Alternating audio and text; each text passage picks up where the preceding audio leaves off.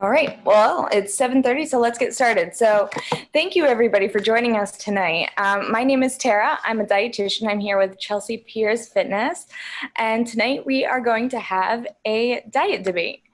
So let me go ahead and introduce myself. Right, so my name is Tara. I'm a registered dietitian. I have 2 bachelor's degrees, one in psychology and one in nutrition science. I also have a minor in English. And I also have my master's in applied nutrition with a concentration in nutrition education. For the last 8 years, I've focused in weight management and bariatrics. I really enjoy nutrition counseling. And as a side note, I'm actually training for the New York City Marathon next year. So I also have like an interest in fitness as well as healthy eating. So today we have 4 trainers that will be discussing different diets. We have Dorian Lewis with the ketogenic diet. We have Andrew Berlin with the Mediterranean diet. We have Kelly Dubois with the Nutrivore diet. And we have Zach Fado with the vegetarian diet.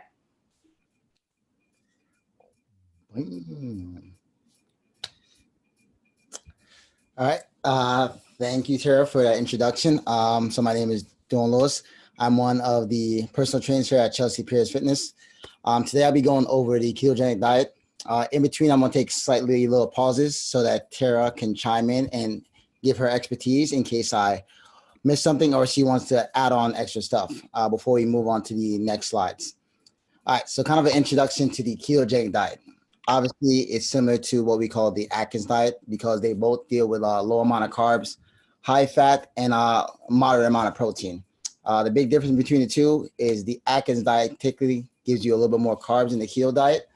The ketogenic diet was typically made for younger and children that had epilepsy. Not going too deep into epilepsy, but it's pretty much just a neurological disease where they'll typically have episodes from it.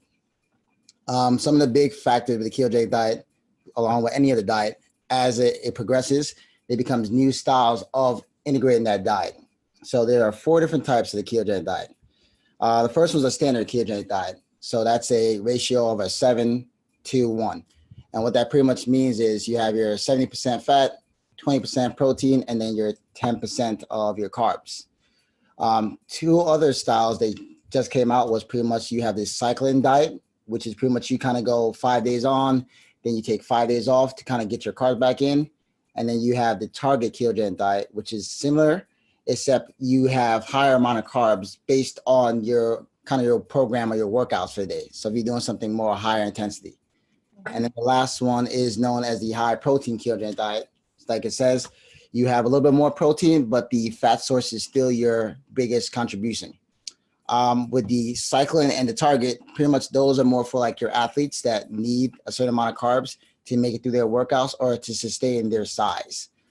Those 2 are typically for those athletes. The standard one is typically what every other member or clients would use when it comes to the ketogenic diet. Thank you. And let me comment quickly on why the ketogenic diet is used to control epilepsy. It's used to control epilepsy because the body ends up using ketones, which is one source of fuel that the body can use. It's not a preferential source of protein typically. However, with epilepsy, the ketones can cross the blood-brain barrier and actually be used as a source. And because it will be a constant source using the fat for energy, it helps control seizure activity in the brain. All right. So obviously with any diet, you have foods that you want to eat and then stuff that you need to avoid. Some of the bigger factors, junk food with any other diet, anything high in sugar, high in carbs as well. Some of the big factors or mistakes that some people make is unnecessary eating, eating too much calories, and then eating stuff that are supposed to be like low carb on the labels, but really they're not. There's like high starch. So there's other things that kind of contribute to those carbohydrates. Some of the other factors is fruit and people that like to drink a lot. Beer has a high amount of sugar in it. So you got to take that into factor along with the sodium amount. Same thing for like anything as far as banana or oranges. The high sugar content may throw off your ketogenic diet and cause you to have a kind of a relapse when it comes to it. Very true. So fruit is one of those things you'll see on the pyramid here that fruit is at the top. Now, it's important to note that fruit is not the enemy. However, fruits like berries, you'll see berries are at the top. It's easy to remember. Berries are the best. They have a lot of fiber in them. They have a lot of nutrition. So those are the ones you want to go for. A lot of people will look for around really about 60 grams of carbohydrates per day when you're on the ketogenic diet. So just as a reference point, a banana has 30 grams of carbs in it. So that would be half your day right there. So I do like this keto pyramid because it shows what the diet should mostly consist of. And you'll see there on the right-hand side, there's healthy fats, a lot of vegetables, and then your protein. So this is really what's going to make you feel full and satisfied is the fiber in the vegetables, the protein in the meat, and then the healthy fats will slow down digestion and make you feel full. The things to limit are the ones higher to the top, like dairy, and we do have nuts and seeds up there. Those are actually kind of okay on the ketogenic diet. But the main thing, you won't see any processed carbohydrates. There's no bread, there's no cereal, there's no pasta. So really just eliminating those really refined carbohydrates and eating exactly like it sounds, high fat, low carb, high protein. All right. So with every diet, there's always a pro and a con to it. Biggest pro, you become a fat burning machine. You start losing weight very quickly. You want to make sure you kind of control it. Obviously, every diet is not meant for every person. It kind of dictates on the individual themselves. But kind of going back to what Tara said. So ketones. So what happens is your body pretty much can create ketones for the brain to kind of still be able to function. Your brain can't run on fat. It has to be running on carbohydrates. So that's where the ketones kind of come in play. The rest of the body can be fueled by fat to still get you throughout your day. When the body starts creating these ketones, pretty much that's when you go into ketosis. That's pretty much the phase that now my body is burning the fat instead of using the carbohydrates as my source of energy. Now, with that being said, with any diet, there's always some cons to it. The biggest con when it comes to ketogenic diet is the keto flu. Now, the flu affects people differently depending on their body and how the body kind of processes it. So some people may get it, some people may not. It all dictates on individual and structure of the body.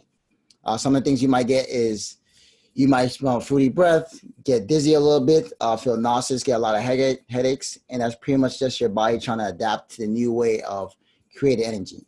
So because you're not using carbohydrates anymore, you're using fat, your body's trying to pretty much adjust to the new way of its functioning.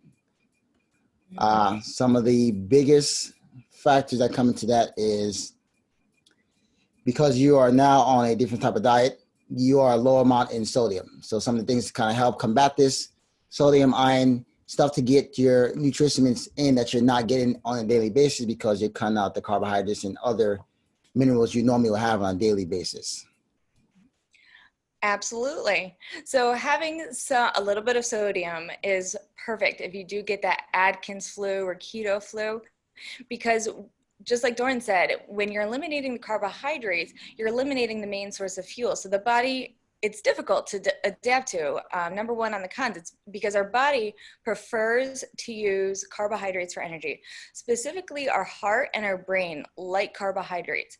However, we need our heart and our brain, so it can use alternative sources of fuel, which are the ketones, which are what is produced when the body is breaking down fat for energy. Now, we did have a question previous from one of the attendees about intermittent fasting. So intermittent fasting goes along with this diet. So it says, and some people do certain windows of like how long they wait to eat. So intermittent fasting is just like it sounds. It's not eating. So certain people will skip 2 meals a day. Some will skip 1.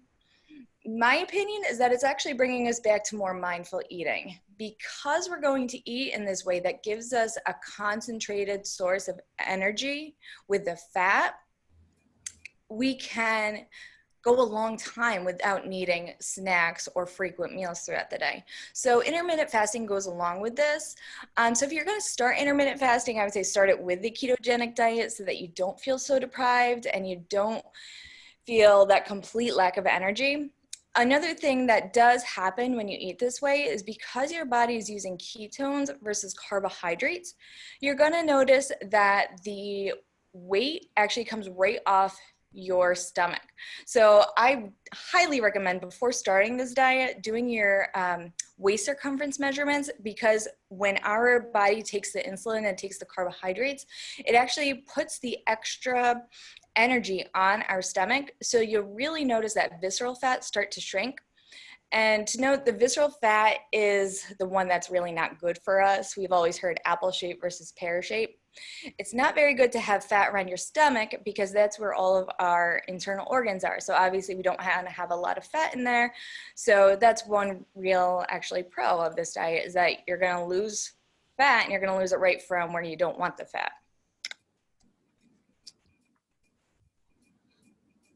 All right, and now on to the Mediterranean diet. Good evening, everyone. My name is Andrew Berlin. I'm one of the master trainers at Chelsea Piers, Connecticut. I'm going to be talking about the Mediterranean diet, which actually isn't a diet. It's a lifestyle choice. So what is the Mediterranean diet? It's adopted from the generations of Mediterranean peoples, their foods, and active, healthy lifestyle.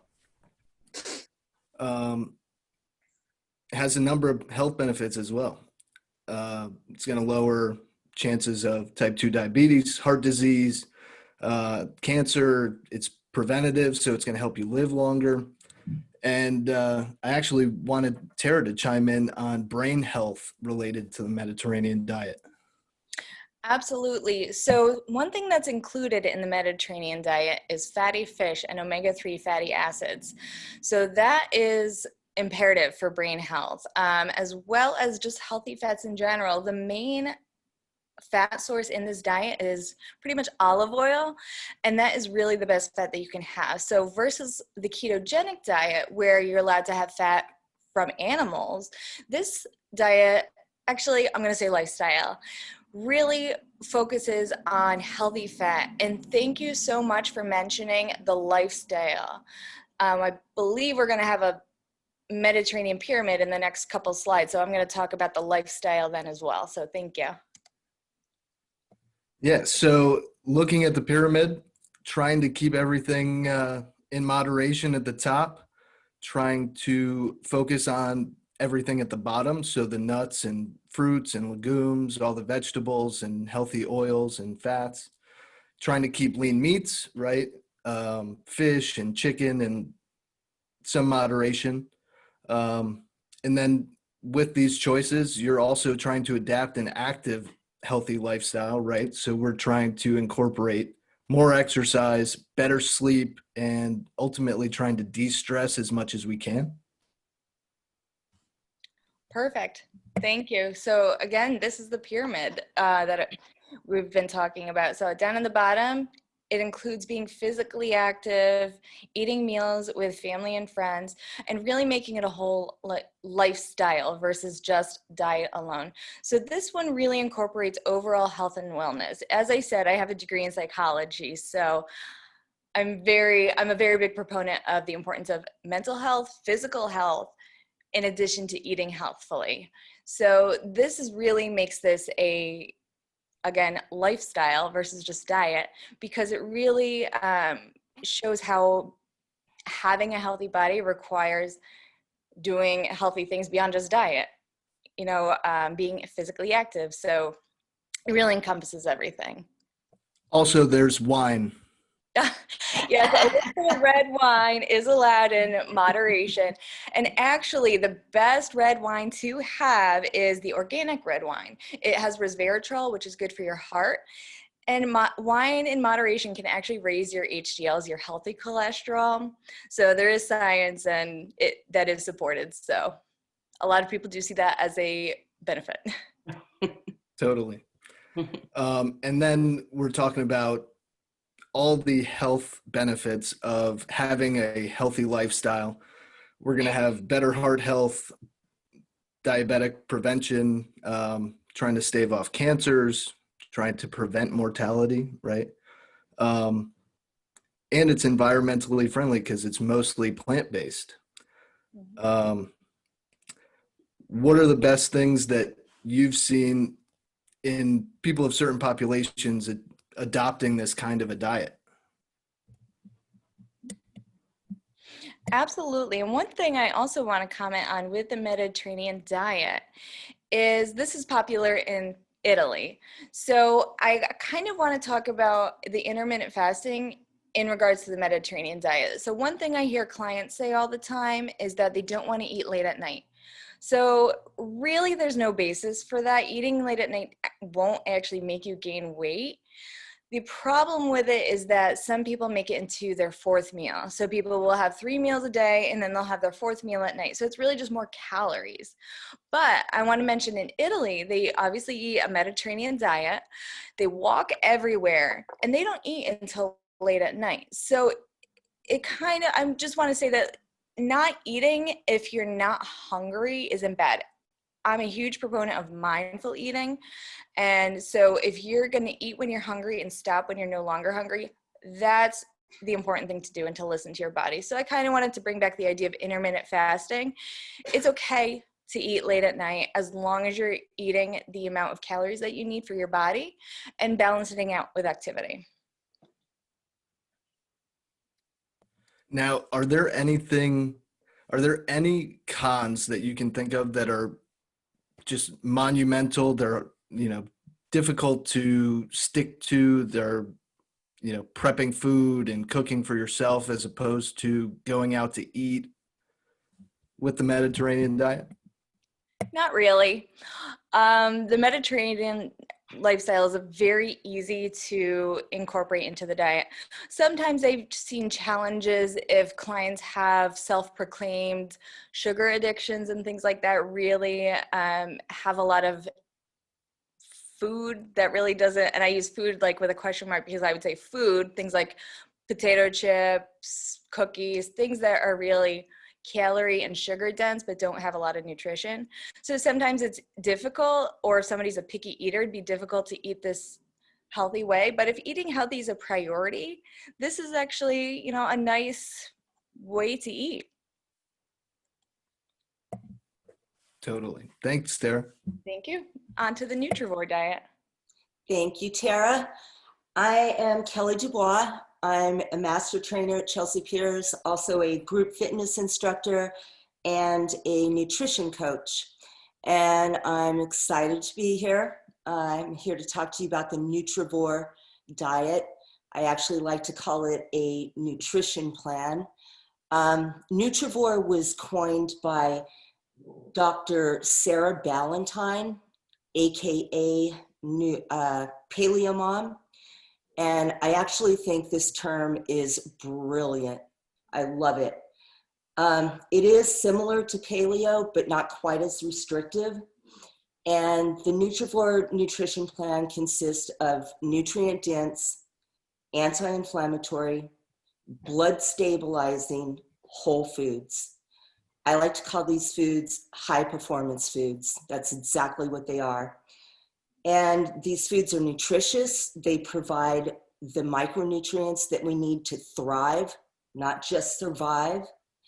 We can survive on processed foods, but nobody can thrive on processed foods, AKA the standard American diet, which is what everyone needs to get away from. And these foods also, the foods on the Nutrivore diet also promote gut health, which is something that we should all be thinking about. We are realizing in nutrition science more and more how important gut health is, not only for disease prevention, but also for fat loss and just better body composition. So the Nutrivore plan focuses on micronutrients. There isn't a big focus on macronutrients, the fats, carbohydrates, and protein percentages, those things are very bio-individual.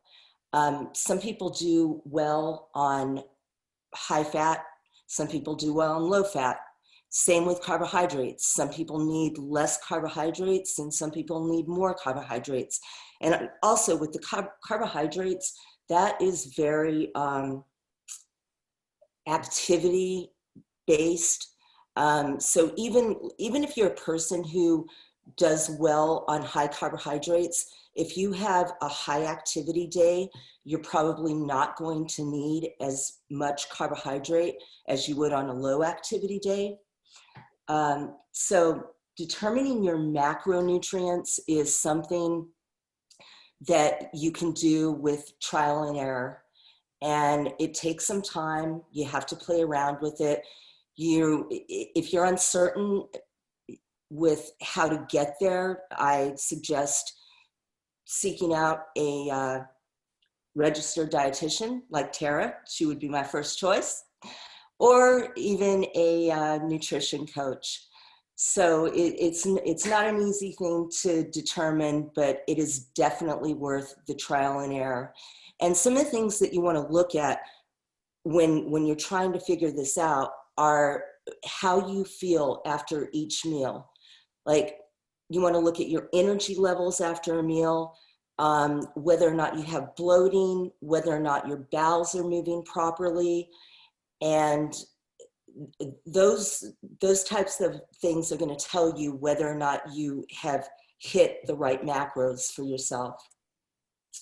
One of the things that I want to point out, going back to micronutrients and eating whole foods, is that if you look at the definition of food, the definition of food is a substance that you put in your body that helps you, that increases your energy, promotes healthy growth, and helps you to, well, I'm using the wrong word, not thrive, but sustains life. There you go. There's the right word. And processed foods, refined foods, do the exact opposite of those things, which is why I call them non-foods. Processed foods drain you of your energy. They promote disease. They mess up your gut biome, and therefore they're really not foods. So we all need to get away from these processed foods, which have become so popular in the last 100 years because they are easy, and a lot of them taste delicious, but they are terrible for us. So if I could have the next slide, that would be great. Absolutely. And I just want to comment, I could not have said that better myself. I love the way you said that we need healthy food to thrive. That is essential because nutrition is something we don't see right away. Nutrition is something that develops over time. So eventually professionals, like I can actually see vitamin and mineral deficiencies on nails and hair, on the skin. But nutrition isn't something we see right away. So the way that you said that was absolutely perfect, that we need real food to nourish our body, give it the vitamins and minerals that it needs for really optimal functioning. So thank you. Thank you. And I just want to add to that. Most people don't realize how bad they feel until they start eating the foods that their body needs, the foods that nourish their bodies, and then they realize how great they feel. And it is amazing what the difference is when you're giving your body what your body needs.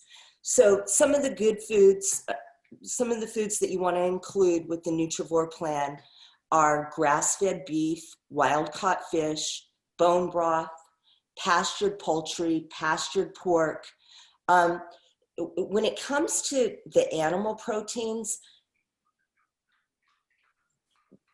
just like humans, these animals like cows and pigs and chickens and turkeys, they were meant to eat certain foods. And if they're not eating the foods that they're meant to eat, their animal protein is not healthy for us.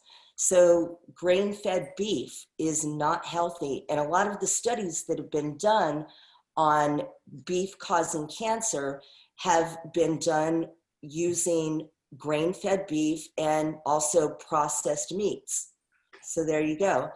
Also on the Nutrivore plan, pastured eggs are great. Wild game, organ meats. Organ meats are probably the most nutrient dense animal proteins. Personally, I hate liver, but I tell everybody, try to get yourself to eat it because it is so nutrient dense. Vegetables, fill your plate with vegetables. That's so important for all of the vitamins, minerals, and antioxidants. Fruits, fresh fruits are great. I recommend berries as being the first choice. And fruits do have sugar, so when I talk to people who are trying to lose fat, I recommend no more than 1 serving of fruits a day. And again, I think berries are the best. Starchy plants are great. Tubers are great. You need to be careful with, if you're looking at your calories and trying to reduce your calories, those are going to be more caloric than leafy green vegetables. Healthy fats. So some of the healthy fats are extra virgin olive oil, coconut oil, grass-fed butter is great, ghee is great, avocado oil is one of my favorites. It has a unique flavor. I personally love it. And for treats, cacao, so very dark chocolate. When I recommend dark chocolate, I tell people that they should look for chocolate that is 70% cacao or more, nothing less than that. And it is an acquired taste. I personally don't like it.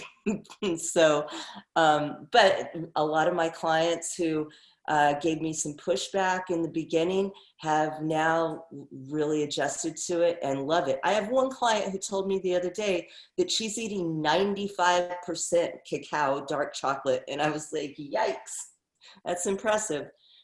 Also nuts and seeds, if you tolerate them. Not everyone tolerates nuts and seeds, but they do have some healthy fat and some micronutrients. And foods to avoid on the Nutrivore plan. Sugar. Sugar is public enemy number 1. It's highly addictive. It does us no good. It drains us of energy. I mean, I'm sure that you all have experienced that sugar high when you've eaten something that is high in sugar. And yeah, you get an energy rush for like the first 30 minutes, and then your energy is on the floor for the next several hours. So what's the point? Grain-fed beef, I mentioned that before, that grain-fed beef is not healthy for us. Processed foods, obviously not healthy. Unpastured poultry and farmed fish are not the best choices. Also, PUFAs are something that you should avoid. These are polyunsaturated fatty acids like canola oil, grapeseed oil, corn oil, soybean oil, generic vegetable oil. These are all very inflammatory. Even flaxseed oil is very inflammatory. And flaxseed is something that has been glorified because of its ALA content, which is the mother molecule of some good fatty acids. But the minute flaxseed oil sees light or air, it starts to, it becomes, it oxidizes, and it's very inflammatory. So those are some of the foods that you should avoid. And now I'm going to talk a little bit about the pros and cons of the Nutrivore plan. Perfect. Let me just quickly mention, you mentioned liver. So liver is the highest source of iron that pretty much we can get. And it's it's really bioavailable, meaning that we absorb most of the iron that we eat. Actually, about 70% of the population is low in iron. So, and those you'll find those levels out by your doctor. They can run tests on your hemoglobin, hematocrit, total iron binding capacity, your ferritin. So your doctor will let you know where you stand on that. But if you're low in iron or even slightly low in iron, there are physical symptoms. One thing is you'll get ridged nails, have a really pale pallor, and feel extremely fatigued. So, and what's unique about liver is that it's different from iron pills that we could take. A lot of people or a lot of like physicians or healthcare practitioners will recommend iron supplements. And that's great, but one side effect is that it causes a lot of constipation. That's not so great.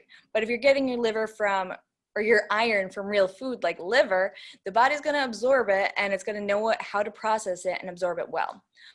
Another tip with that is have it with something that has vitamin C. So if you have liver, have it with some vegetables, because vitamin C is going to help enhance the absorption of the iron.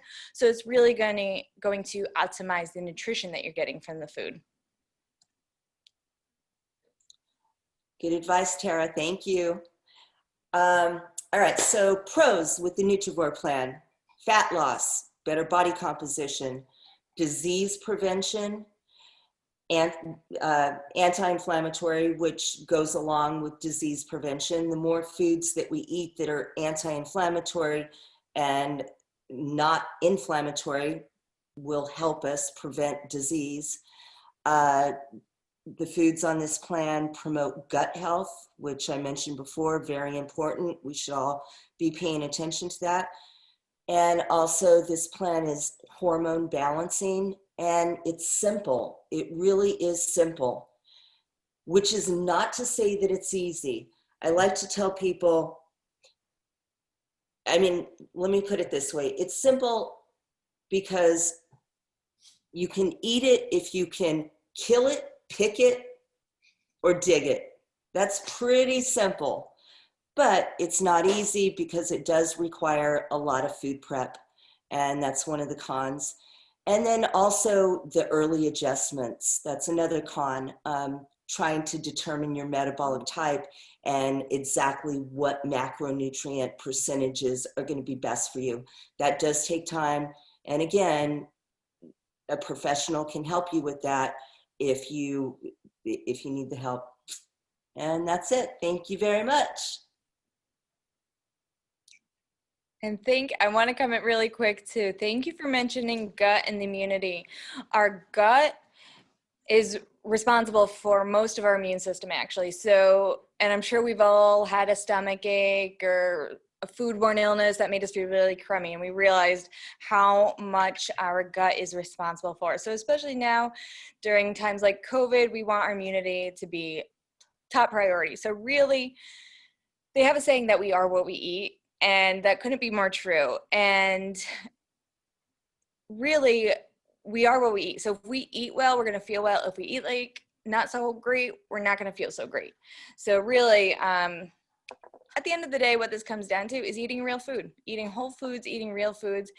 And if diet and feeling well are priority, that's how you want to do it. That's how you want to do it. You want to go back to eating real food. So we're going to transition now into the vegetarian diet. Kara, can I just tag on to what you just said? Absolutely. So yes, definitely we are what we eat, but also going back to your point with bioavailability, we are what we absorb. Bioavailability is so important, like you mentioned with the liver, and adding foods that will help your body absorb rather than relying on supplements. I think that was a wonderful point. Thank you. All right. All right, now on to the vegetarian diet. All right, thank you, Tara. Hello, Chelsea Piers family. Good evening. Zach Fado, personal trainer here. Now I'm going to go over the vegetarian diet, but real quick before I do that, I just want to touch on two little points. One, you notice how we kind of say lifestyle more than diet? Diet has an endpoint. You can eat a certain way for 4 weeks, get some results, and then go back to the way you were eating before. That's going to cause the term called yo-yo dieting. You're going to see some results, then you're going to gain even more weight back. And also a second little thing with the processed foods, like Kelly was saying, you want to stay away from the processed foods. Now, I'm doing vegetarian. You can go in an aisle and get something that says it's vegetarian, but it could be crammed with sugar and all this stuff that's not good for you, not that your body's going to digest it. So a good little trick, I think some of you might have heard this before, is when you go grocery shopping, stay on the outskirts. Don't go in the aisles. And stay away from the bakery section too. But onto the vegetarian diet now. So a vegetarian diet is a diet that avoids consumption of meat, fish, and poultry. This is not to be confused with a vegan diet. Vegans do not consume any products that anything with animals are, eggs, milk, anything like that, anything that's tested on animals, they do not do that. So Tara, anything else? No, thank you for mentioning eating real food. One thing that I've said before, I was like, you don't want to be a nacho vegetarian because nachos are vegetarian, not vegan, but they're vegetarian. So you really want, if you're gonna eat vegetarian, you have to eat the veg part of it, the vegetable part of it. And I'll go on the foods, but there are little subsections of vegetarians too, some that allow fish, some that allow dairy, some allow eggs. For today, just to make it easy for everyone, we're just gonna do a general vegetarian diet. So on that diet, some foods that you do wanna eat, your vegetables, any of them, broccoli, asparagus. You wanna also go for a vast color of vegetables as well. Get some squash in there, yellow peppers, red peppers, make it a colorful meal. We wanna get some fruits as well, but like you've heard, be careful with the amount of fruits. Go for the berries first. Don't eat a bunch of bananas. You're going to have a lot of sugar throughout the day. We're going to have some greens, nuts, legumes. I put tofu in there. That's going to come a little later on when we talk about protein. It's a good source. And then we have your healthy fats like your avocados and all that. To avoid, very simple, meat, fish, poultry. Avoid them completely.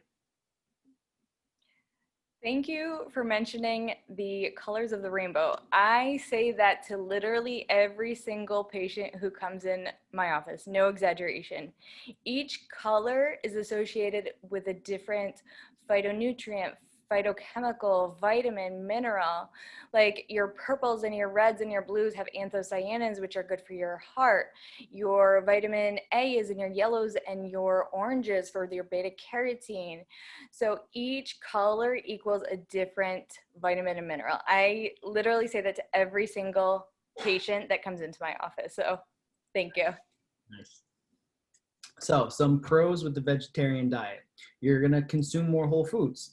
If you stay away from that box stuff that says vegetarian on it, you're going to consume more whole foods, which means you're going to consume less processed foods. And like Kelly said before, people might not realize how bad they feel until they start to cut out those processed foods and really realize what they should be feeling like. The vegetarian diet is also going to improve some heart health. It's going to improve your digestion. That goes back to the whole foods as well. Whole foods over processed foods. Your stomach will thank you. And there is an ethical virtue as well. Some people do it for the humane reasons, and that's completely up to them, to each his own. Now, some of the cons with a vegetarian diet. You may lack nutrients, especially vitamin B12, which is normally found in animal proteins. And I love how Kelly said grass-fed over grain-fed. I 100% agree with that. We're not only what we eat, we are what we eat eats. So the food that we consume has to have good nutrients for their eating as well. So we're going to have some fewer food choices on a vegetarian diet. Just like any diet, it's going to have some restrictions on it. Nothing to be too concerned about. A lot of vegetarians have problems consuming enough protein. This is where you're going to have to get some proper planning. You're going to have to plan your meals. You can't just go and eat lettuce all the time and consider yourself vegetarian. Your stomach will not thank you. So that's where the tofu comes into play. That's a good little protein source that you can season however you want. Now, another con is going to be the social aspect. So going out with friends, going to birthday parties, stuff like that, going out to dinner, now that restaurants are open again, you're going to want to call ahead. So it's simple planning. Call the restaurant, see if they have any vegetarian, vegan options for you, and just do some planning ahead. Thank you for mentioning calling the restaurant ahead of time. One of the dietitians that I used to work with, she used to work at Texas Roadhouse. And so she would actually tell people if you are choosing the baked potato as a vegetarian option, it's not vegetarian because they actually roll it in bacon grease to make it taste better. So that is a very essential point, especially if you're following a vegetarian diet for ethical and moral reasons. You don't want to accidentally have something that might have animal byproduct in it. And with the vegetarian diet, you mentioned B12. That's an area where I actually would recommend a supplement because it is pretty hard to get your B12 without eating meat. And the reason why I would recommend a supplement because it's water soluble, meaning that if you don't absorb it, the body's just going to get rid of it. You'll actually know if your supplement has B12 because your urine will be bright yellow. So just if you follow a vegetarian diet, keep your B12 in mind and consider a supplement just to kind of fill in any nutrition gaps. I did not know that about the potatoes. That's also shows you never know what you're really consuming. When Maybe you're at a your restaurant. food is going to be the best. You know what you're putting in it. All right, and now we've actually reached the end of our presentation. So we do have some questions that we received. One that we received before the presentation was about what kind of eating is going to lead to the quickest weight loss. That will actually be your ketogenic diet because when you limit your carbohydrate intake, you lose a lot of your water weight. So it leads to fast weight loss. And so a lot of times people like that because it kind of gives them the motivation they need to keep going. Because when you start losing weight, you feel better, and then it gives you motivation to keep going. That being said, we've talked a lot tonight about things being a lifestyle. I'm sure everybody remembers when Atkins was really popular and everybody went on Atkins and then they lost a ton of weight and then they gained it back plus more. That is actually more dangerous to yo-yo diet and lose weight and gain it back because it messes with the body's homeostasis essentially. So you really want something to be a lifestyle. Like say you start off with the keto diet for fast weight loss and then transition to the Mediterranean. That would be recommended a little bit more because you want something that's going to be something that you can maintain long term. There to kind of chime in onto that. So to add on to it, pretty much with the ketogenic diet, even though you have these certain numbers, those are just recommendations. Those are not like set in stone. You can always start your way up small and then work your way up to those recommendations. That way your body has time to adjust to it. That's why with every type of diet, there's always like a beginning phase and then you go kind of into the more advanced version. Going straight all in, you're setting yourself up for failure. So it's always good to start off small and then work your way gradually into that diet. Perfect. Thank you.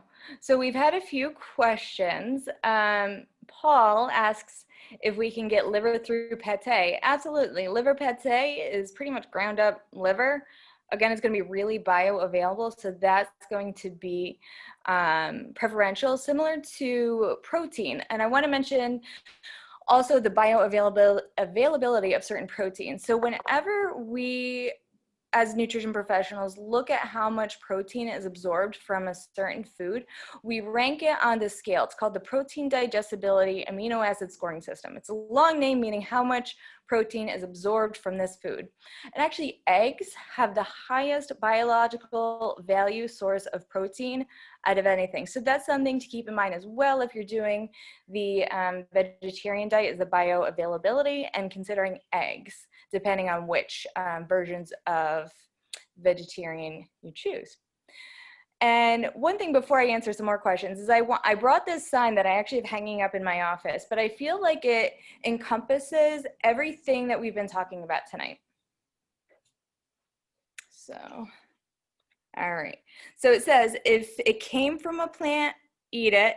If it was made in a plant, don't. So this is a quote from Michael Pollan. He's a food writer, and he's really all about eating whole foods. But I feel like that quote just sums it up. If it came from a plant, eat it. If it was made at a plant and processed, don't. So that's one quote that I really like because I feel like it sums up nutrition into something that's more tangible. One thing I always say is that we make nutrition so complicated, and it is a science, but leave that up to me. Leave that up to me to know like where the carbons are and the double bonds and all of that. When it comes to healthy eating, it's going back to eating real food, things that came from Mother Nature essentially. So let's see what other questions we have here. Well, we got a question from Maria. What is recommended exercise-wise to complement your food and nutrition diet? That would actually be one of the trainers' questions. Oh, mm, and yeah, I guess I'll chime in for this one. So one of the biggest things that people think is burning more calories will burn more fat. It's been proven that is not the case.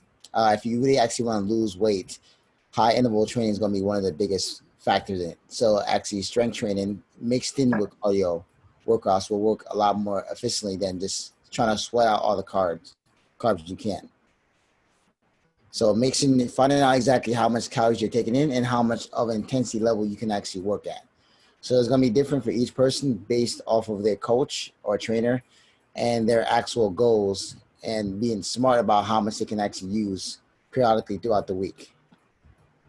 I love how you said it's very individualized, because that is true. It's based on your goals and what works for you. The diet that works for me isn't going to be the diet that works for Tara, just like the training program that works for Andrew isn't going to be the same training program that works for Kelly. You need to find what works with your body. I forget who said it, but I think it was Kelly. It's talked about listening to your body, your stool, your energy levels, your skin. All of that are little cues that you need to take note of all throughout the day. Now, going into individuality too, it depends. If you're trying to gain muscle, you need to be in a caloric surplus. So you need to be eating healthy foods and eat a little bit more than you're burning throughout the day. Opposite goes true. If you're trying to burn fat, you need to eat a little less than you burn throughout the day. So this is a very individualized question. You would actually want to sit down with somebody and go through what would be a good training program for you and nutrition program. Well said. And kind of to add on to that, you also got to take in the factor of your work style. So if you're someone who sits at a desk a lot, that's also going to play in the factor of how hard can you actually work? Do you have any injuries? So there's going to be a lot of different factors that play in. That's why you want to actually sit down with a coach or a trainer and kind of go over exactly what are your limitations. What can you actually physically do that's also not going to hurt you in the long run? Awesome. Absolutely. As with everything, everything is individualized, and that's when working with trainers for your fitness, depending on your fitness goals, is basically what you need to do. Just like working with a dietitian like me on your diet is really going to make your plan personalized. I will take lab results that I see, and I will actually break down macronutrients and give patients advice on how many carbs, fat, grams of protein I recommend. And that will coincide with the fitness trainer's plans on your goals for fitness. So really working with an expert is really how you're going to get the most personalized and individual attention for your specific body needs. So I have a question for Kelly from Dawn. How do legumes figure in the Nutrivore plan? All right, legumes. One of my favorite foods, because I grew up in New Mexico and I gave it up years ago, because legumes are not extremely nutrient dense. They do have a nice protein profile and carbohydrate profile, but they also have anti-nutrients. I still eat legumes occasionally. I introduced them back into my life about 2 years ago, and I consider them a treat because they are not the most nutrient dense and because they do have some anti-nutrients.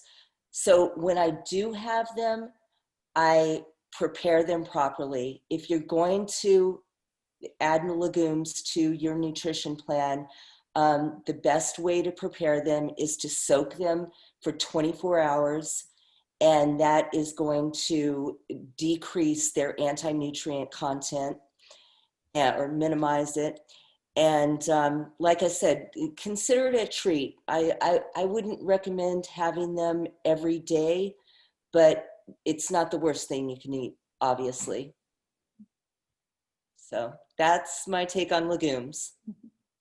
And also, Kelly, while we have you, Joanna asked, can you name a few tubers?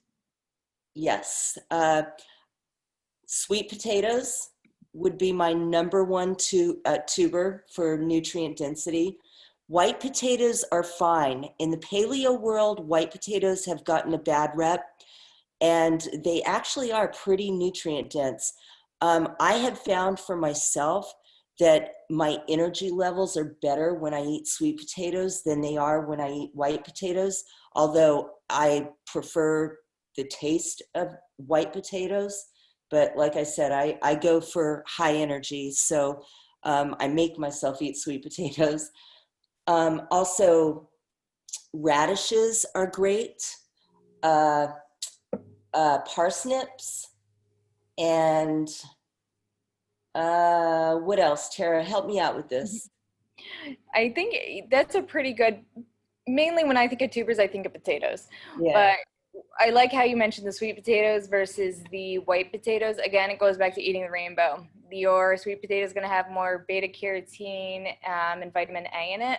They actually recently came out with white sweet potatoes, which I still don't know the science behind it, but it's like a potato that tastes like a sweet potato, but it's white.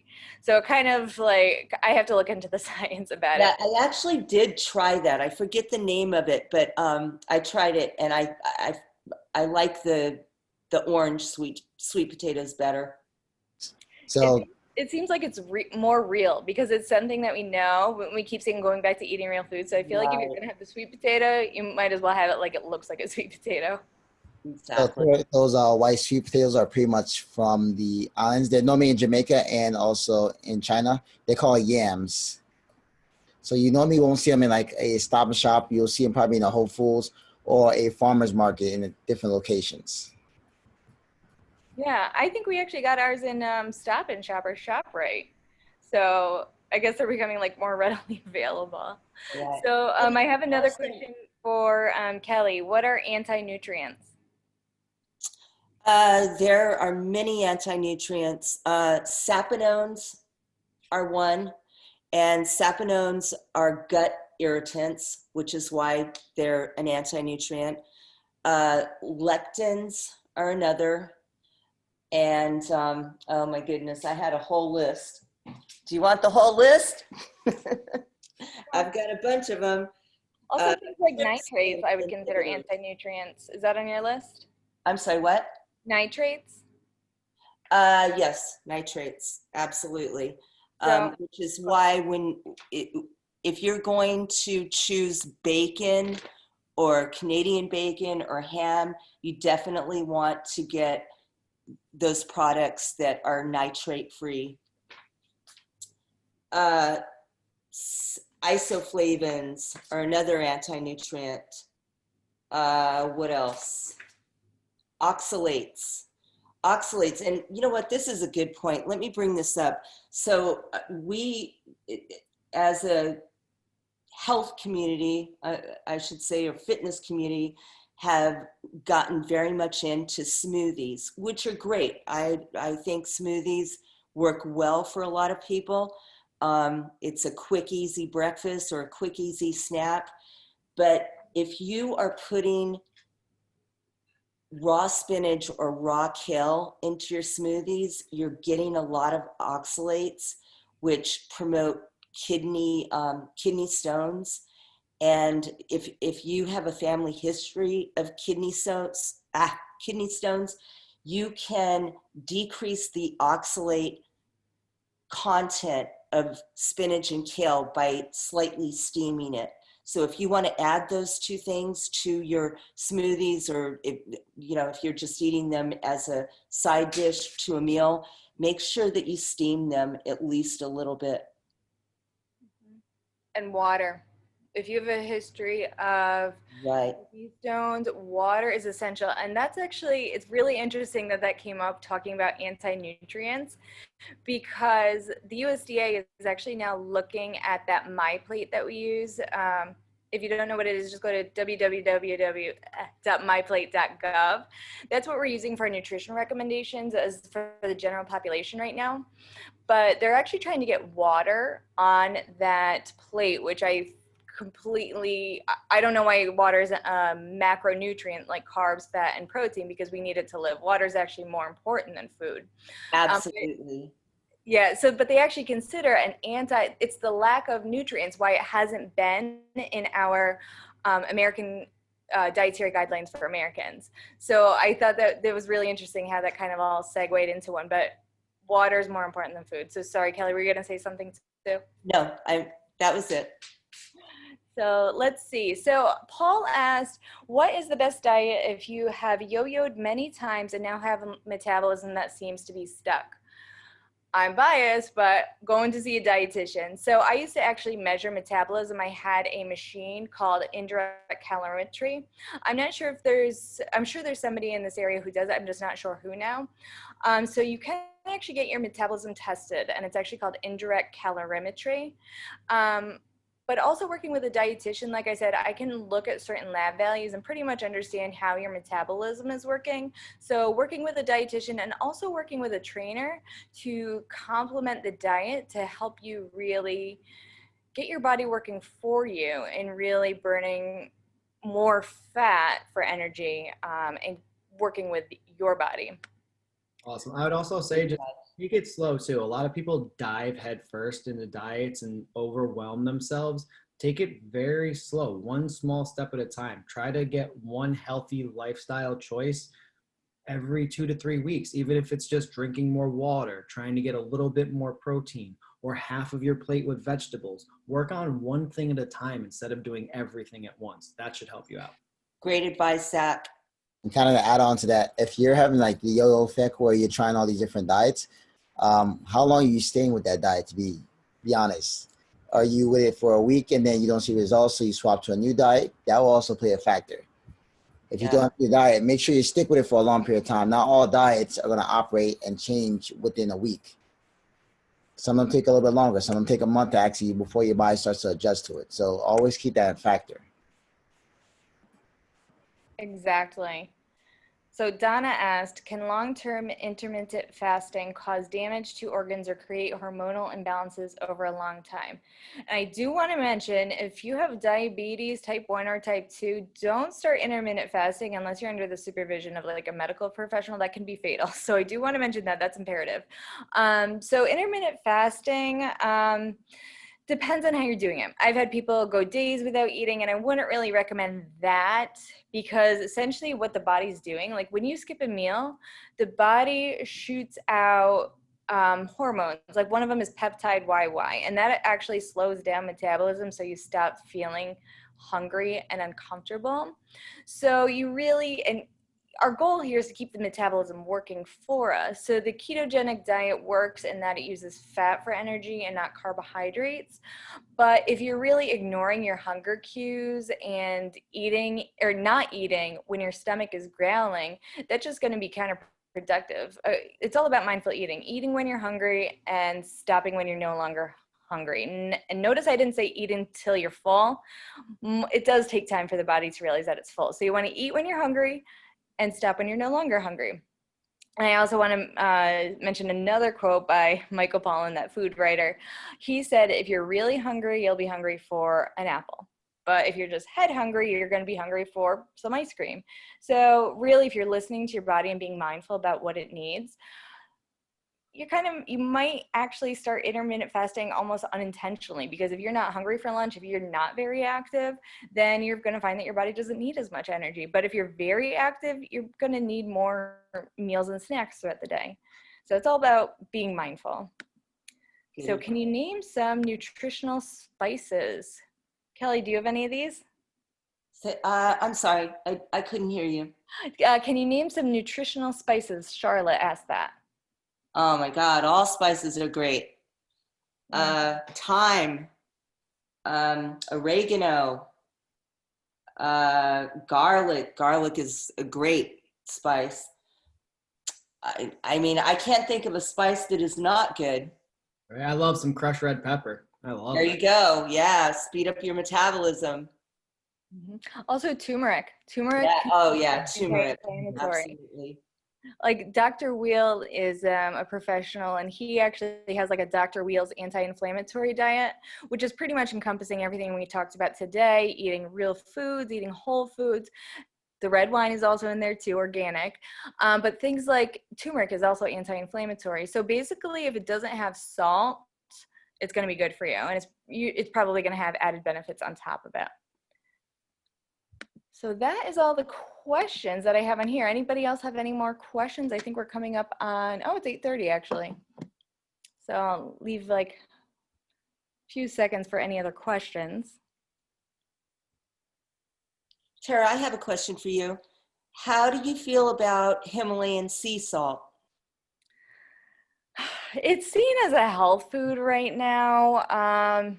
At the end of the day, it is still salt. It's kind of like sea salt was really popular like 10 years ago, I guess. Yeah. And the idea behind that is that it was bigger, I guess, crystals of salt, so that the idea was that we used less of it. But at the end of the day, it's still salt. So I would say use it in moderation, especially if you have hypertension. You want to limit it to less than 2,000 milligrams a day. So at the end of the day, it's still sodium. Gotcha. Thank you. All right. Well, no other questions are coming through right now. So I want to say thank you to everybody who came today. Thank you to all the fitness trainers. Thank you to Chelsea Piers Fitness. I think this was a really great event. We had a great, oh, we actually do have one more question. There's a question,